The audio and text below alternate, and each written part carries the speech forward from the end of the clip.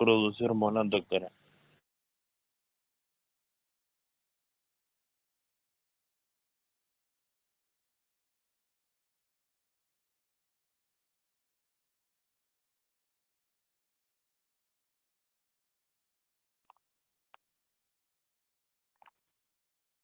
Bueno, creo que no recuerdan, ¿verdad?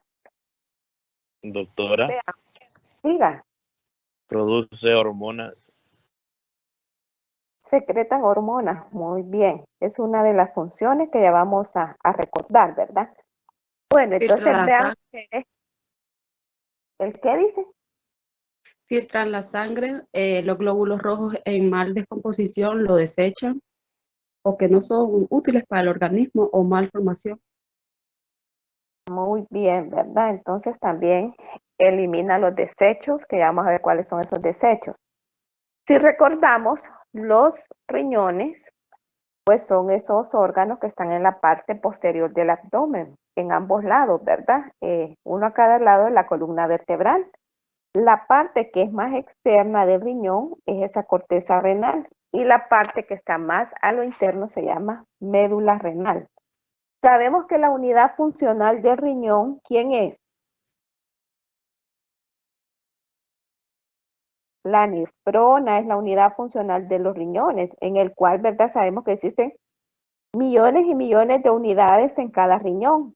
La nefrona, pues a su vez, pues tiene varias partes, ¿verdad? Lo que es el glomérulo, que se sitúa en lo que es la corteza renal. Sabemos que tiene la forma como de un ovillo de capilares, ¿verdad? Que provienen de la arteriola eferente y también drenan la arteriola eferente. Ustedes recuerdan que cuando mirábamos lo que era el perfil del paciente diabético, había una enfermedad, ¿verdad? Que era de diagnóstico precoz. A ver si la recuerdan, para que vayamos siempre relacionando un tema con el otro. Nefropatía diabética. Nefropatía diabética, ¿verdad? Entonces vemos de que aquí está muy relacionado con lo que son los daños a través del riñón y la secreción, en este caso, ¿verdad? De lo que era la microalbuminuria. Entonces vemos que este glomérulo, que está rodeado por una cápsula de Bowman, que es la que también tiene a su vez lo que es un túbulo contorneado proximal, ¿verdad? Y también en la estructura pues tiene un asa de Henle. Entonces es importante que nosotros, ¿verdad? Tomemos a consideración o que recordemos esa estructura porque vamos a ver que hay varios mecanismos, ¿verdad? Que suceden en el riñón, ya sea por patologías o por procesos fisiológicos normales, ¿verdad? Como es la reabsorción de los electrolitos, la reabsorción de la glucosa. Entonces, por eso es importante tener en cuenta lo que es la anatomía. Entonces, vemos, ¿verdad? Que dentro de las funciones de los riñones es que regulan el equilibrio hidroelectrolítico y ácido básico. También, ¿verdad? Excreta esos productos de desecho que nosotros conocemos, que de hecho le llaman compuestos nitrogenados no proteicos. Entre ellos podemos mencionar 4 que son de interés, lo que es la urea, el ácido úrico, la creatinina y el amonio, ¿verdad? Si cierran el micrófono, les voy a agradecer que se escuche una interferencia. Entonces, esos son los 4 compuestos de desecho, ¿verdad? Compuestos nitrogenados no proteicos de interés. Aparte, regula lo que es la homeostasis del cuerpo.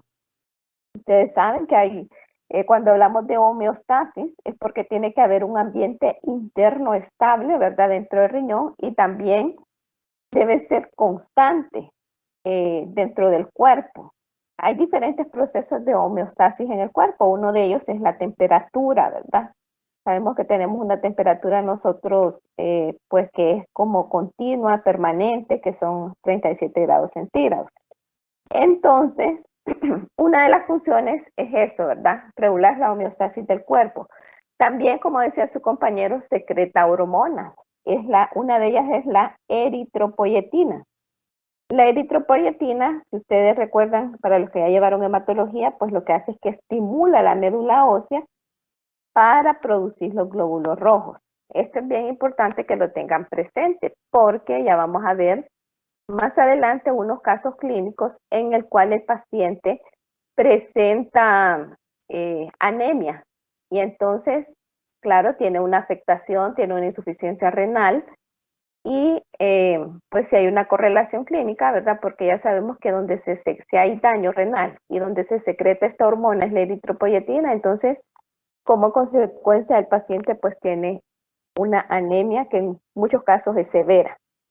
Tenemos la renina, que es otra hormona que se produce en los riñones, ¿verdad? La función de la renina es controlar la producción, perdón, la renina también, como es producida en las glándulas suprarrenales, entonces también tiene el nombre, ¿verdad? O conocida como la aldosterona. Estos son dos órganos pequeños, ¿verdad? Que ya sabemos que están, que están situados, perdón, en las glándulas suprarrenales de los riñones, lo que es la renina. Tenemos la vitamina D, que la vitamina D lo que hace es un nutriente para el cuerpo, sabemos que fortalece los huesos, los mantiene saludables, que el cuerpo absorbe el calcio, ¿verdad? Que es el componente principal, y que la vitamina D pues también regula muchas otras funciones celulares en el cuerpo, ya que tiene propiedades que son antiinflamatorias, son antioxidantes y también son neuroprotectoras porque contribuyen a lo que es la salud del sistema inmune, de la función muscular y de las actividades de las células cerebrales. Entonces esa es la importancia. También pues regula el volumen de los fluidos extracelulares, regula lo que es la producción de la orina y participa en la reabsorción de los electrolitos. ¿Cuáles son los electrolitos que ustedes conocen?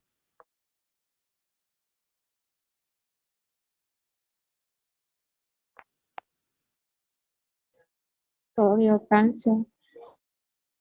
Ajá, muy bien. ¿Cuál otro? Potasio, cloruro. Entonces esa es una de las principales funciones de riñón, ¿verdad? Entonces el riñón recibe un importante aporte sanguíneo que viene de la arteria renal y el flujo sanguíneo renal pues representa aproximadamente el 25% de ese gasto cardíaco. Fíjense que en los capilares glomerulares pues la presión hidrostática es aproximadamente 3 veces mayor que la presión en otros capilares. Y también, ¿verdad? Es importante mencionar que el glomérulo posee una membrana basal que es semipermeable, que permite, ¿verdad?, lo que es el paso libre del agua y de los electrolitos, pero que es relativamente impermeable a moléculas de mayor tamaño. Por eso es que cuando hay por ejemplo, un síndrome nefrótico en el cual se está excretando en cantidades enormes lo que son proteínas en orina, es porque ya tiene dañado lo que es el glomérulo. Entonces hay daño en la membrana y esos poros que eran tan selectivos, ¿verdad? Se vuelven grandes y es por eso que estas moléculas que son de mayor tamaño se empiezan a eliminar de forma constante. Y por ello, si hay una pérdida de proteínas en orina, ¿cómo va a estar la albúmina en el suero del paciente? ¿Cómo creen ustedes? ¿Aumentada o disminuida?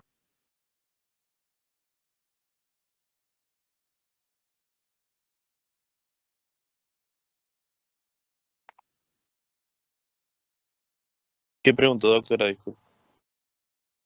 Que si ubiquémonos en el glomérulo, ¿verdad? Dijimos de que tiene las membranas que cuando hay daño renal que se vuelven grandes, es decir, que ya no son selectivas, ¿verdad? Porque hay un daño.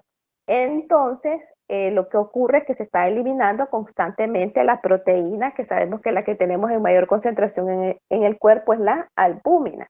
Entonces, se está excretando en cantidades mayor de lo normal, que lo normal es hasta 150 miligramos en 24 horas, pero el paciente está constantemente eliminando. Entonces mi pregunta es, ¿cómo estarían los valores de la albúmina en suero?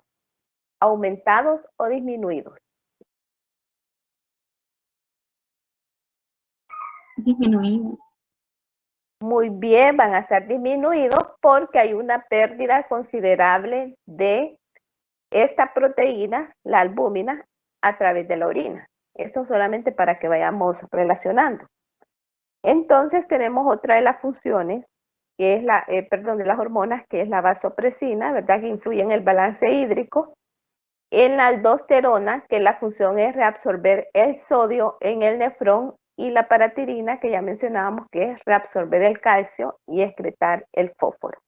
Entonces, si yo le pregunto cuáles son las hormonas que se secretan en el riñón, ustedes ya me van a decir la eritropoyetina, vitamina D, vasopresina, aldosterona y paratirina, ¿verdad?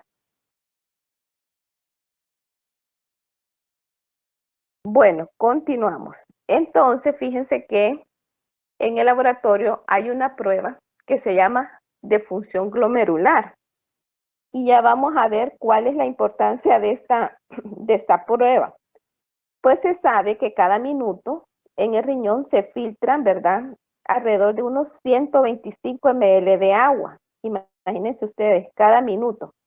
Pero en la orina se va a estar eliminando solamente el 1% del ultrafiltrado. Y el 99% pues se reabsorbe a nivel de los túbulos. Luego, ¿verdad? También el 80% de esas sales y el agua del ultrafiltrado se reabsorbe en el túbulo contorneado proximal. Entonces, este parámetro es de interés, sobre todo cuando aquellos pacientes pues se sospecha que tienen algún daño renal. Lo que le solicitan, ¿verdad?, al paciente es que se le determine cuánta orina está excretando en 24 horas. Por eso hay unos recipientes que son especiales, que son de color ámbar, y de hecho en la parte exterior pues ya trae la graduación para que usted no tenga que estar transfiriendo toda esa orina a una probeta, sino que ya le trae la graduación, la escala, para determinar cuál es el volumen de ese paciente en 24 horas. Pero como estamos hablando de riñón, pues también esto está relacionado con parámetros específicos. Una de ellas es la creatinina. Por lo tanto, yo necesito o debo realizarle lo que es la creatinina en suero al paciente y la creatinina en orina al paciente y medir lo que es el volumen de la orina en 24 horas para poder pues establecer un valor del filtrado glomerular del paciente o del aclaramiento, ¿verdad? Entonces, en base a eso, a ese resultado, pues el médico evalúa cómo es que le está funcionando al paciente. Generalmente, esto se les indica cuando el paciente tiene una insuficiencia o se sospecha, ¿verdad?, que tiene una insuficiencia renal aguda, o si la condición de él está en una insuficiencia renal crónica, o el paciente tiene una nefropatía, ¿verdad? Entonces, todo lo que está relacionado con el riñón, pues tienen que ver cómo es el funcionamiento del mismo. Porque una persona, una adulta, así como ustedes, lo que se espera que al día pues elimine unos de 400 a 2000 mililitros, ¿verdad?, de orina, según sea, ¿verdad?, la condición, la ingestión de los líquidos, inclusive hasta del clima, ¿verdad? Entonces, cuando hablamos de poliuria, que sabemos que es una condición que presenta el paciente diabético, es esa emisión elevada de la cantidad de orina que generalmente es superior a 2.5 gramos sobre 24 horas. Vemos que es bastante, ¿verdad? 2.5 litros el estar eliminando constantemente la orina, que puede ser en la mayoría de los casos, ya sea porque la ingesta de los líquidos es incrementada o también aquellos pacientes que les indican los diuréticos. De hecho, hasta si una persona está nerviosa, ¿verdad?, también elimina orina en cantidades mayores, o pacientes que están ansiosas. Y es muy común, ¿verdad? Sobre todo, no sé, pero casi que siempre está relacionado con los varones que son como más manifiestan más cuando están tensos, ¿verdad? Sin embargo, también puede estar relacionada a enfermedades, como les mencionaba, la diabetes mellitus, pacientes que tienen alguna enfermedad renal crónica, o pacientes inclusive, ¿verdad?, que tienen su vejiga no en su posición normal, sino que las tienen muy abajo. Tenemos pacientes también que pueden presentar una oliguria. Generalmente es cuando hay una disminución del volumen urinario, menos de 200 mililitros sobre 24 horas. De hecho, esta disminución puede ser porque no ingiere líquidos o porque tiene un aumento en las pérdidas, ya sea por el sudor excesivo, porque tiene vómitos, porque tiene diarrea, ¿verdad? O relacionado con enfermedades, como el caso de la nefritis aguda o porque el paciente tiene procesos obstructivos del flujo urinario. Y en el peor de los casos existe la anuria, que aquí es cuando no se forma orina. Entonces, la idea principal acá es que cuando hablamos de un volumen urinario se pueden dar tres condiciones. La poliuria, cuando el volumen es en cantidades mayores a 2.5 litros en 24 horas. La oliguria, que el volumen urinario puede ser menor a 200 mililitros en 24 horas. O la anuria, cuando no se forma orina. Bueno, entonces, para, ¿cómo se llama? Ya mencioné, si yo quiero determinarle la función glomerular de un paciente, ¿qué parámetros necesito determinar en el laboratorio? Vamos a ver si me están prestando atención. La creatinina. ¿La creatinina en qué? En suero y en orina también. Ajá, muy bien. ¿Y qué más necesito para hacer ese cálculo de mi filtrado glomerular?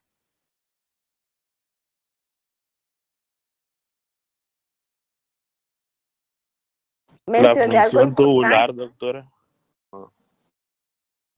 No. ¿Qué necesito para hacer ese cálculo? La urea, doctora.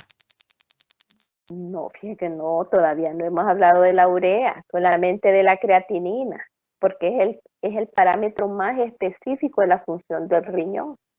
Así como la TGP es para el hígado, la creatinina es para el riñón, ¿verdad? De específica. Entonces necesitamos la creatinina en orina, la creatinina en suero, pero necesitamos el volumen de la orina del paciente, que generalmente vienen en frascos ámbar, les mencionaba, ¿verdad? Entonces se le dan las instrucciones al paciente que debe estar recolectando la muestra, por ejemplo, que comenzó hoy a las 7, ¿verdad? La primera orina pues la desecha en el inodoro y a partir después de eso entonces va a empezar a recolectar esa muestra en ese recipiente hasta el día de mañana, que también a las 7 de la mañana va a finalizar orinando en el recipiente. Esa muestra se lleva bien rotulada al laboratorio y ahí le determinan lo que es el volumen de esa orina en 24 horas. Por ejemplo, que el paciente lleve unos 1200 ml, pongámosle. Pero fíjense que ese 1200 usted necesita convertirlos, esos ml necesita convertirlos a mililitros sobre segundo, ¿verdad? ¿Y cuántos segundos tiene 24 horas? Perdón, ¿cuántos minutos tienen 24 horas?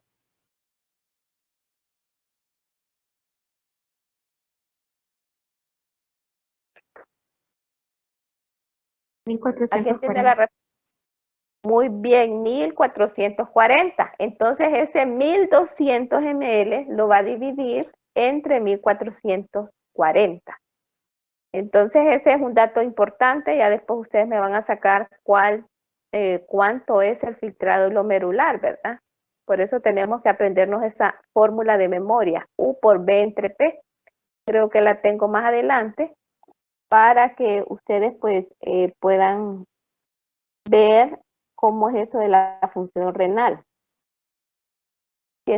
Ahora comenzamos, les dije que habían 4 compuestos nitrogenados no proteicos, que son los que el cuerpo desecha.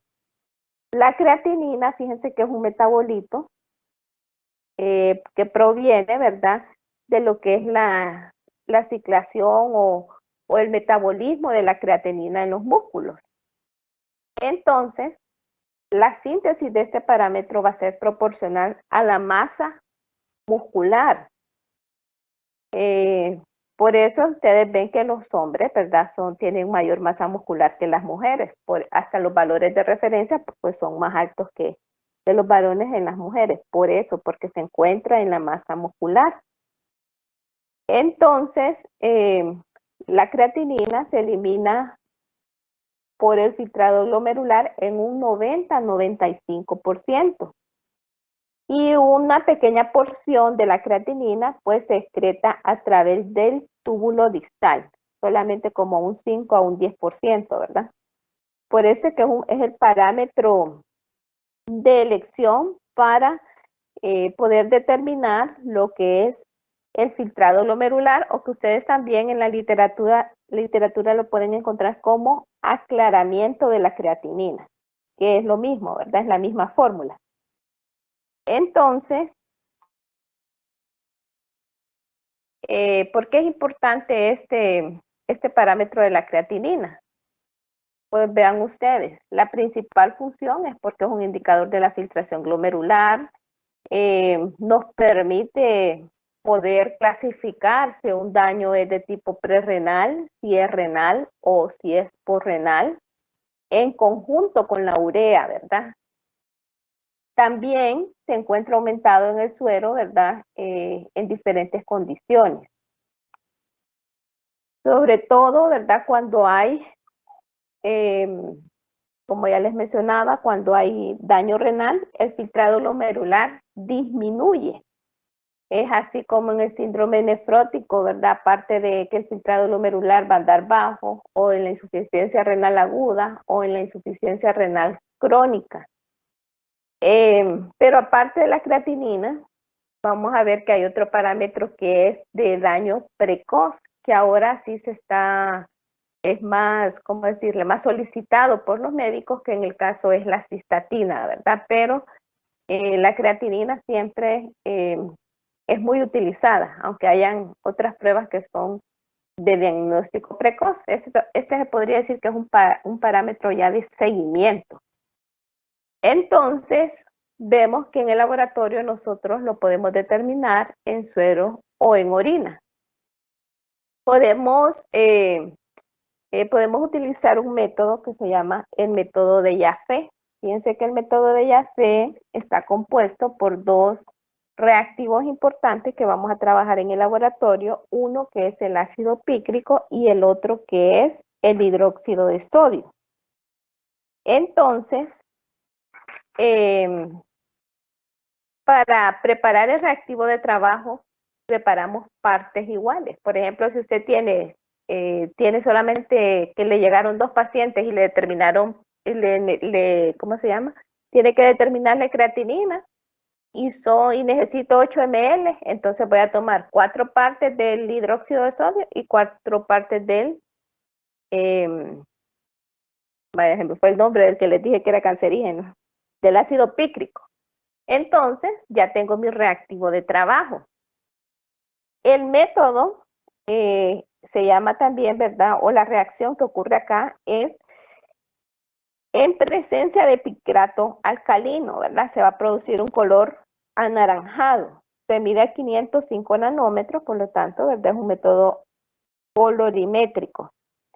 Es de reacción de punto final y entonces, como toda prueba, pues tiene algunas interferencias. ¿Quiénes pueden interferir acá?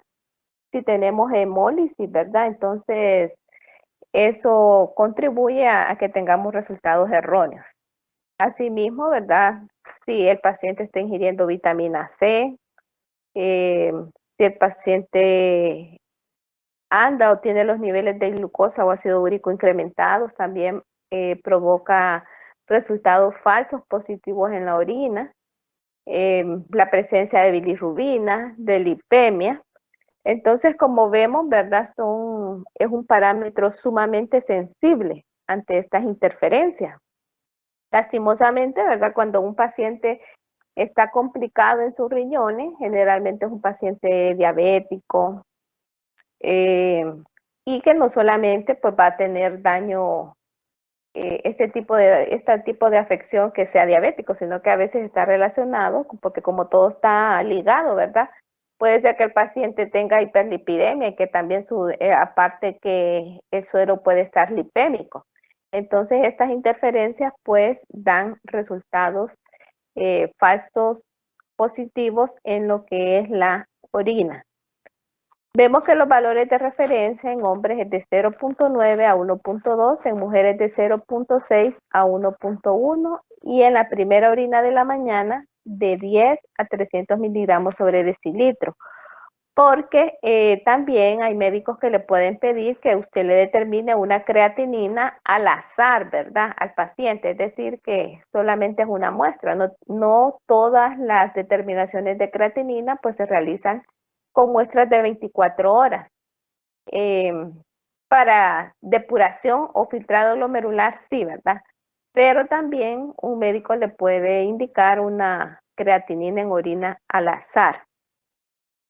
Bueno, ¿cómo dijimos que se llama el método para determinar lo que es la creatinina? Método de Jaffe. De Jaffe, ¿verdad? Entonces el método de Jaffe, que está compuesto por dos reactivos, que es el hidróxido de sodio y el picrato. La reacción se lleva a cabo en medio alcalino. Entonces, creo que por aquí ya tengo la fórmula. Así, aquí está la fórmula, ¿ves? La pueden encontrar así, concentración de filtrado glomerular, U, que en este caso es la concentración de creatinina en orina, por B.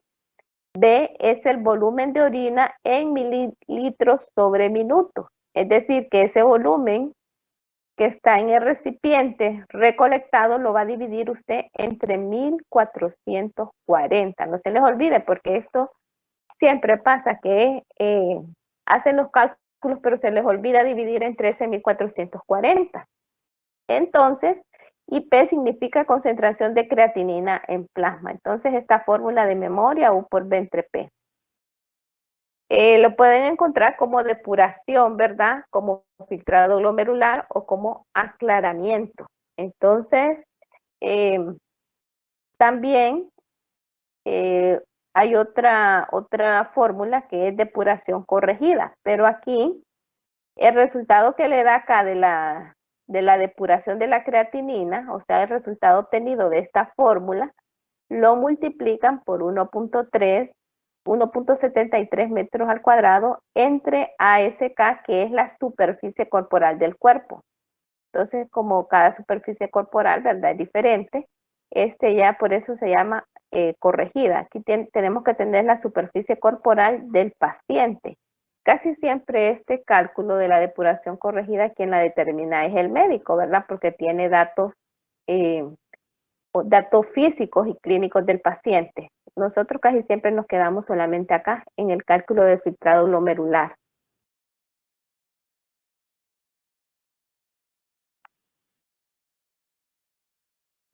Bueno, entonces, como todo paciente, cuando va a hacerse exámenes de laboratorio, pues hay consideraciones que se deben tomar o que indicaciones que le debemos instruir al paciente, que no debe tomar diuréticos como café, sodas, té, ¿verdad?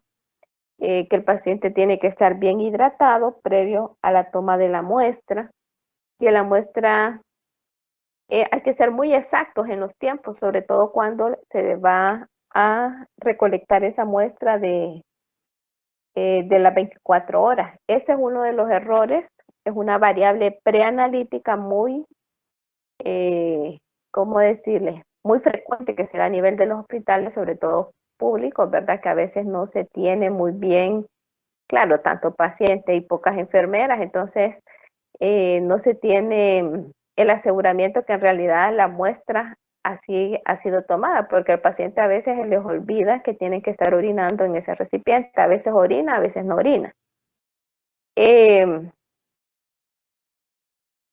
Y bueno, la recolección de la orina comienza con la vejiga vacía, como les decía. Si es a las 7 de la mañana, primero orina en el inodoro y después, hasta después de esa primera micción, pues es cuando ya comienza a recolectar esa orina en el recipiente de color ámbar, que así debería de ser, ¿verdad? Pero en los hospitales lo que acostumbran, como no tienen, ¿verdad? A veces los recursos, es que utilizan esos galones de agua destilada. Los lavan bien y ahí. En otros casos, y como que es el más frecuente, fíjense que los hacen en esas botellas de 3 litros de Coca-Cola, ¿verdad? Entonces sabemos que si no está bien lavada, pues ahí hasta si no tenía glucosa, ahí le va a aparecer la glucosa en orina, ¿verdad?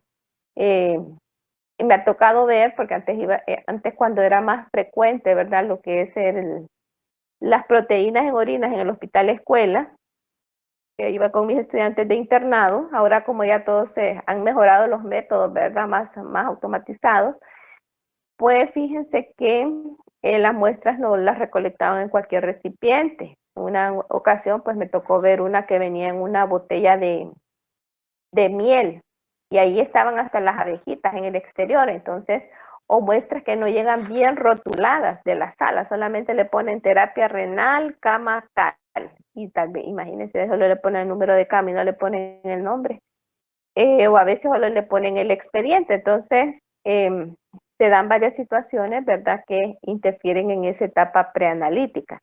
Entonces, si va en una botella de Coca-Cola, ahí el riesgo la exposición a los fluidos es mayor porque tienen que estarla pasando a esas probetas que son creo que la mayor capacidad eran de 1000 ml. La tienen que estar midiendo varias veces, ¿verdad? Y tratando pues, de ser exactos en su cuantificación. Por eso es que les menciono y les recalco que hay recipientes color ámbar que ya tienen la graduación en el exterior para evitar eso, ¿verdad? El contacto con los fluidos biológicos. Bueno, entonces, como este es un estudio que constantemente se está viendo cómo va evolucionando el paciente, el médico le puede estar solicitando este parámetro que se ha determinado, ¿verdad? Ya sea 4, 12 o 24 horas, tanto en suero o en orina. Vean ustedes los valores de referencia, son hombres de 97 a 137 mililitros por minuto. La depuración de creatinina, estas son las unidades de reporte, mililitros sobre minuto. Y en el caso, si es mujer, entonces aquí está de 88 a 128 mililitros sobre minuto. Eso es lo normal, ¿verdad? Pero ¿qué pasa con aquellos pacientes, verdad, que tienen algún daño? Entonces ya se clasifican como leve, moderado o grave. Imagínense que un paciente que está en la condición de leve, pues va a dar su depuración de 50 a 73 mililitros sobre minuto, que tenga un daño moderado de 10 a 49 mililitros sobre minuto, y que sea grave, puede ser menor de 10 mililitros sobre minuto. Entonces aquí ya es cuando el paciente generalmente son aquellos que ya tienen una insuficiencia renal crónica y que ya, ¿verdad? Que vamos a ver que ya el daño es irreversible y que son pacientes que constantemente están en diálisis, ¿verdad? Entonces ahora vamos a hablar un poco acerca de la urea. ¿Alguien recuerda cuál es la función de la urea? ¿O de dónde es que proviene la urea?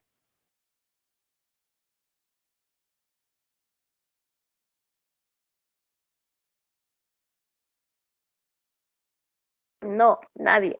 Bueno, fíjense que la urea es un producto del metabolismo. ¿Cómo dice?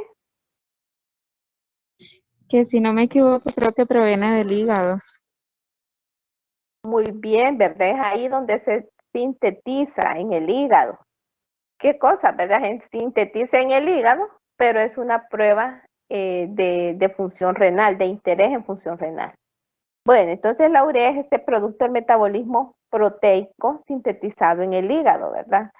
Ustedes saben que pues su nivel plasmático está determinado por la síntesis. De hecho, que si ustedes tienen una alta dieta proteica, entonces sus niveles, ¿verdad?, de urea también pueden estar ligeramente incrementados. Se encuentra incrementado cuando un paciente también tiene un sangrado intestinal, ¿verdad? Entonces, tanto en condiciones fisiológicas por la alimentación o también en condiciones patológicas. La urea, pues, es el principal compuesto de desecho nitrogenado de la orina. Se sabe que el 90%, ¿verdad?, se elimina por filtrado glomerular y luego se reabsorbe de un 40 a un 70% en el túbulo proximal. La eliminación de este compuesto pues, va a depender de la ingesta de líquidos también que podamos tener. Entonces vemos ahí que hay pacientes, por ejemplo, aquellos pacientes que están deshidratados, ¿verdad? Sus niveles van a estar también bajos, pacientes que presentan insuficiencia cardíaca, que presentan hemorragia, pacientes que sobre todo, ¿verdad? Que también tienen problemas a nivel de daño renal, entonces ahí se ven incrementadas como las que les mencionaba, el síndrome nefrótico, la insuficiencia renal aguda, insuficiencia renal crónica, la nefropatía, que son como las más comunes que llegan al laboratorio. Vean ustedes que nosotros en el laboratorio pues las podemos determinar. Fíjense que el método es enzimático, porque aquí lo que se utiliza, ¿verdad? Es una enzima, la reacción es una hidrólisis, una enzima que se llama ureasa. Entonces, que se convierte en amoníaco y anhídrido carbónico. Este amoníaco luego genera una reacción en medio alcalino con el hipoclorito y el salicilato sódico en presencia de nitroprusiato, y al final pues se produce como hay un agente que es precursor ahí en esa reacción, un cromófero verde, que entonces la reacción que nosotros vamos a ver en el tubo es como un color verde y la intensidad pues va a depender de la concentración. La idea principal acá que la reacción que se lleva a cabo es hidrólisis por la enzima de la ureasa. Bueno, en el laboratorio podemos determinar urea o también podemos determinar BUN. El BUN pues es el nitrógeno ureico en sangre, solo que está en inglés, ¿verdad? Pero en español es eso, la N de nitrógeno, la U de ureico y la B de sangre.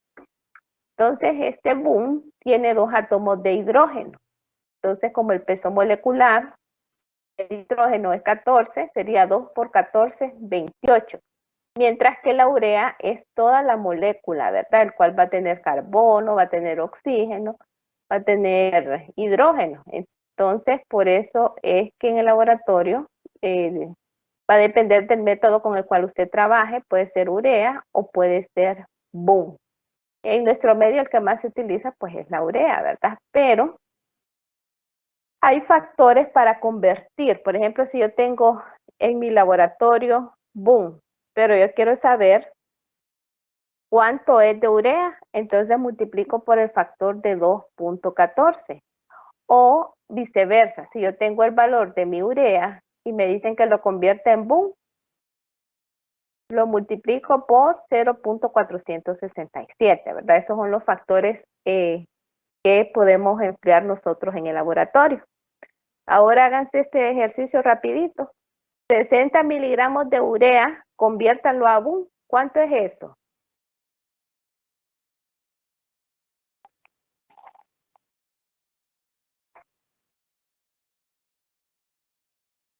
2.802, doctora. 2.802, ¿verdad? Es correcto. Ahora convierta 60 miligramos de BUN a urea.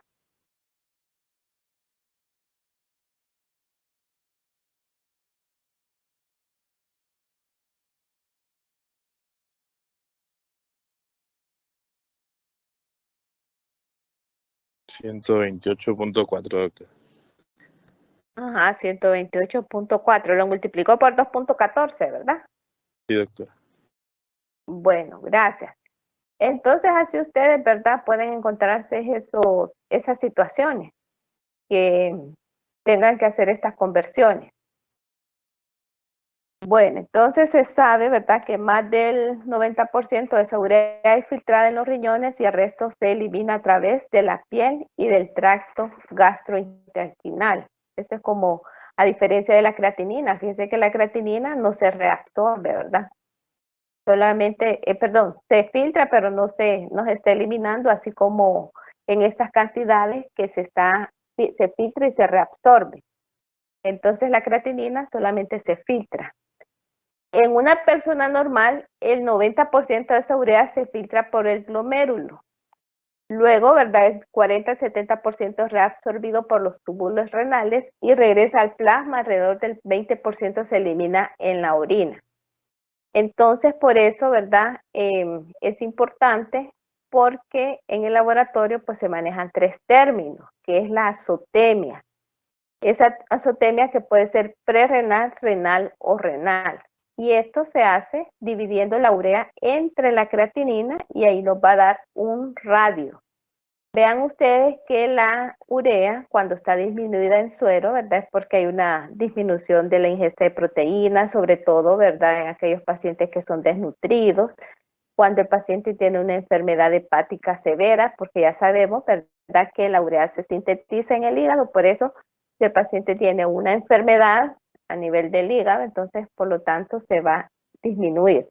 Si hay una sobrehidratación en el tercer trimestre de embarazo, que esto ya es como una condición fisiológica, ¿verdad?, que disminuye. Cuando hay secreción inadecuada de la hormona antidiurética humana, que se abrevia como ADH. Pueden leer ustedes más acerca de esta hormona, ¿verdad? Hormona antidiurética humana. Bueno, pero ¿cuándo se va a incrementar? Cuando hay un daño renal, cuando hay una obstrucción renal, ya sea por estos cálculos renales, que a lo que se le conoce como una litiasis, que quizás ustedes ya han conocido algún paciente en el cual le han extraído estas, comúnmente que se le conoce como piedra, ¿verdad? Pero que son cálculos renales. Pacientes deshidratados, entonces en ese caso también, ¿verdad?, se incrementa lo que es la urea. Bueno, entonces, continúo. En este caso, cuando hay una azotemia prerrenal, vean que aquí se da cuando hay una falla cardíaca congestiva. Pacientes que tienen cirrosis, pacientes deshidratados o que tienen un shock o hemorragia, ¿verdad? Entonces, en este caso, hay una azotemia que es de tipo prerrenal y que generalmente la creatinina está normal, pero la urea es la que está incrementada. Tenemos cuando la azotemia es renal, porque aquí definitivamente tanto la urea como la creatinina pues se encuentran alteradas, ¿verdad? Y son enfermedades ya propias del riñón, como ese síndrome nefrótico, esa falla renal aguda, daño renal secundario. Secundario decimos porque es posterior a una primera enfermedad de base, como el caso de la diabetes mellitus. O pacientes que presentan glomerulonefritis, ¿verdad? Que hay glomerulonefritis primarias, secundarias. Y en el caso de la azotemia, vean ustedes que pues aquí es cuando hay obstrucción del paso de la orina y que esto se da con la presencia de cálculos renales, pacientes que presentan tumor en la vejiga o en la próstata o que tiene una hipertrofia, es decir, un tamaño aumentado de la próstata o en infecciones severas. Vamos a ver si ustedes recuerdan en su clase de bacteriología cuáles son las principales bacterias relacionadas a infecciones.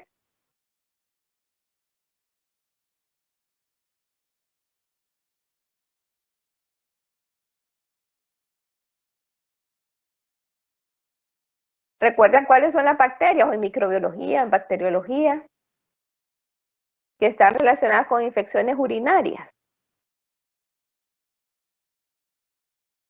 Enterobacterias. Una de Enterobacterias, ¿como cuáles enterobacterias? E. coli. E. coli. Ajá, ¿cuál otra? Proteus. Sí, Proteus. ¿Qué más?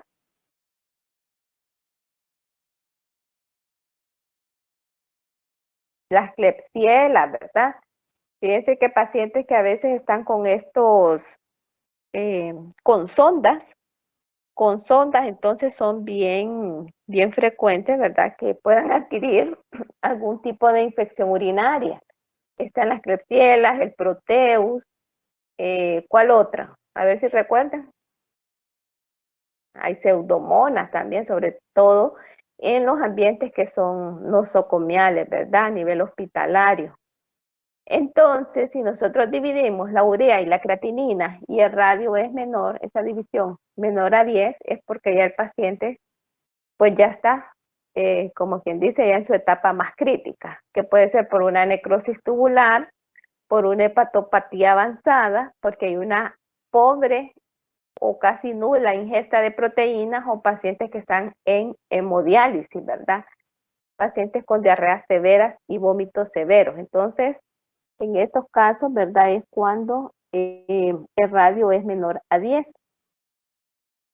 Veamos aquí esta condición. Imagínense que un paciente tenga 33 miligramos de urea, de creatinina 1.1. Entonces, 33 entre 1.1 le va a dar 30. ¿Qué vemos acá? Que pues el paciente pues, va a tener una azotemia prerrenal porque tiene una creatinina normal, ¿verdad? Pero tiene, al dividir la urea entre la creatinina, el radio es 30, o sea que es acá mayor a 20, ¿verdad? Mayor a 20. Y todo lo que es mayor a 20, en este caso, entonces es una azotemia prerrenal. Ahora divídanse o saquen este cálculo. 19 entre 2.1. 9.05. 9.05, o sea que radio es menor a 10, ¿verdad? Y si es menor a 10 es porque puede estar relacionada con estas afecciones que les mencioné, con una necrosis tubular, con una hepatopatía avanzada, con cualquiera de estas condiciones, ¿verdad? Bueno, entonces continuamos.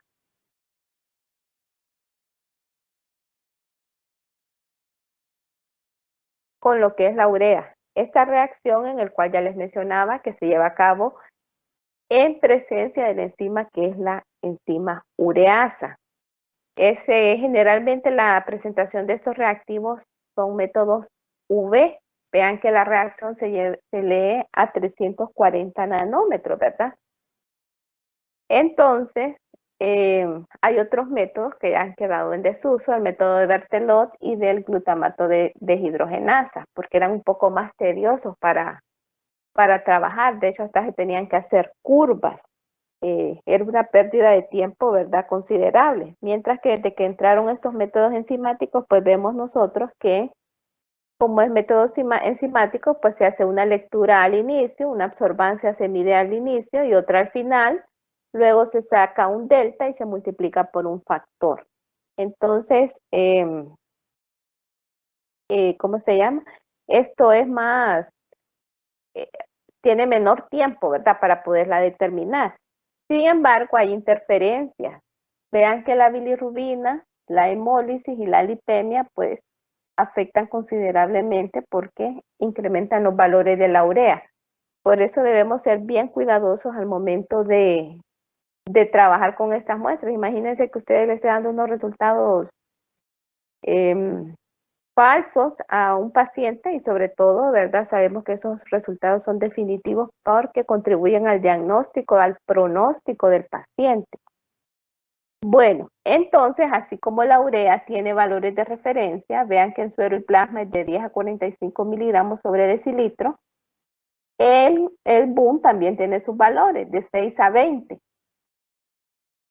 La orina de 12 a 24 de BUN en 24 horas y en orina de 26 a 43 gramos en 24 horas. Entonces, por eso ustedes, ¿verdad? Doctora, tienen que tomar, diga. usted dijo de 12 a 24, o sea, BUN en orina, pero ahí dice de 12 a 20. Es de 12 a 20. Perdón, me equivoqué. Sí, de 12 a 20 gramos de BUN en una orina de 24 horas, ¿verdad? Ese es el valor para el BUN. Y en la urea, en una muestra de 24 horas, el valor es de 26 a 43 gramos. Entonces vemos pues que hay que tener por lo menos como microbiólogos, asegurar esa parte de la calidad en cuanto a correr lo que son los controles, ¿verdad? Bueno, tenemos otro compuesto nitrogenado no proteico que me recuerdan que al final les voy a dar un aviso, que a veces se me olvida. Bueno, tenemos otro parámetro que es el ácido úrico, que sabemos que es un químico, ¿verdad? Que se crea cuando el cuerpo descompone sustancias llamadas purinas. Y las purinas pues se producen normalmente en el cuerpo y también se encuentran ya sea en algunas bebidas o en algunos alimentos. Este parámetro es de mucho interés porque está relacionado sobre todo con la inflamación o con dolores en las articulaciones cuando el paciente anda ese ácido úrico en cantidades alteradas, puesto que se cristaliza, ¿verdad? Y se deposita en las articulaciones y al paciente le puede provocar lo que es una inflamación, dolor, enrojecimiento. De hecho, esto se le llama tofus, ¿verdad? Hay pacientes que la calidad de vida pues le afecta notablemente, que si imagínense que anda este tofo en el pie, no se puede colocar ni un zapato, ¿verdad? O en el peor de los casos, cuando esto se incrementa a nivel de riñón, pues se forman lo que son los cristales de ácido úrico. Al paciente le puede provocar obstrucciones, como se forman cálculos. Entonces, ¿verdad? Tienen que hacer uso de medicamentos antiinflamatorios y si pues tiene litiasis, entonces hay que hacerle una cirugía. Esta condición pues se llama lo que es la enfermedad de gota, que quizás ustedes pues ya han tenido o saben de algún caso, ¿verdad? De algún conocido pues que tenga esta enfermedad de gota que casi siempre es más común encontrarla en personas adultas mayores, ¿verdad? Pero a veces también hay situaciones en las que son por enfermedades genéticas, en el cual el ácido úrico pues se va a ver incrementado.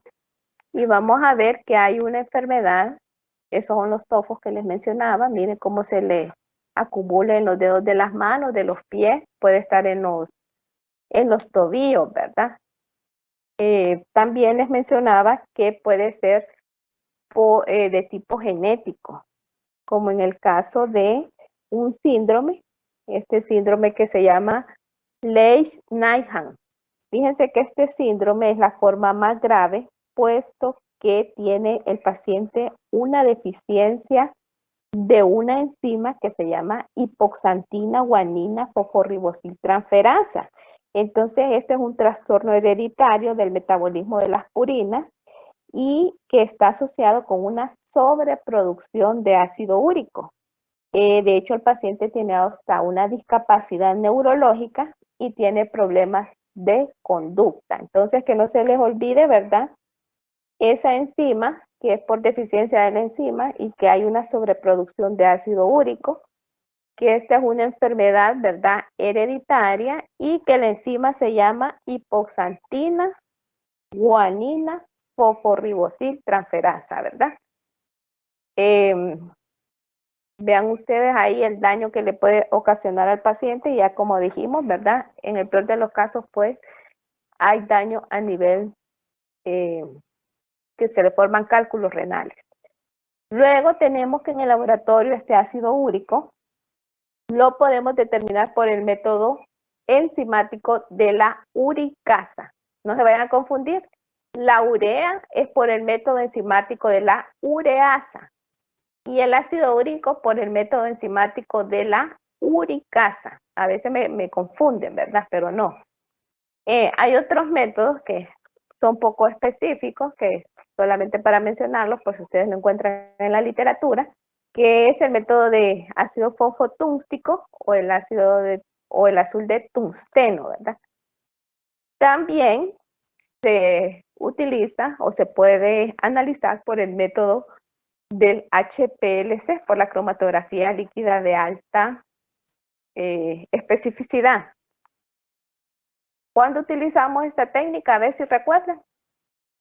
Que era el estándar de oro. Para determinar hemoglobina glicosilada. Ah, muy bien. Es correcto, ¿verdad? Entonces, al igual que funcionaba para la hemoglobina glicosilada, también se podría determinar el ácido úrico por ese método, pero se sabe, ¿verdad? Que es caro, pues no es como para estarlo realizando de rutina. Pero si tenemos ese método enzimático, lo que tenemos que aprender es hacer diluciones, ¿verdad? Porque para estos métodos enzimáticos, pues tenemos que preparar el reactivo en base a lo que nosotros necesitamos. No es que voy a agregar toda la enzima al reactivo. Entonces, a veces pasa, sobre todo cuando el microbiólogo viene comenzando, ¿verdad? A veces por su falta de lectura o no sé, porque son bien ligeros, ¿verdad? Entonces colocan todo el reactivo B, que es la enzima, en el frasco de la, y fíjense que eso tiene una estabilidad que es de 30 días. ¿Y qué pasa si esta no es una prueba así como que usted va a tener una alta demanda? Les menciono esto porque así sucede, ¿verdad? Que a veces hay desperdicio de reactivo porque lo prepararon todo de una vez, como que les van a llegar 250 ureas en un mes, ¿verdad? Entonces eso para que siempre tengan ese cuidado que al momento de preparar sus reactivos ustedes van a hacer las diluciones correspondientes.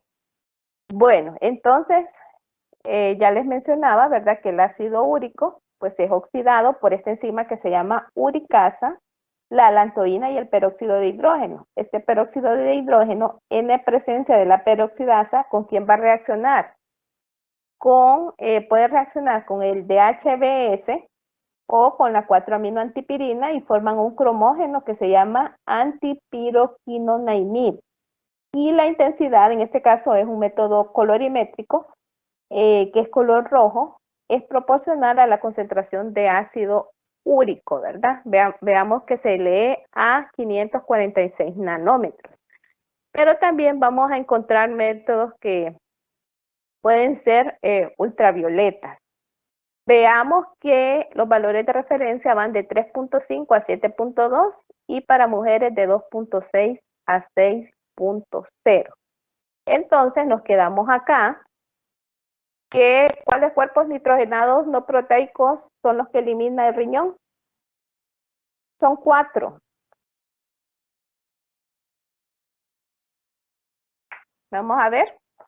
Voluntarios.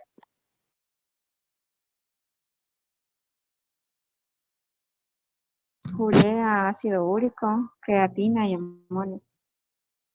Muy bien, excelente. Por favor, no se distraigan.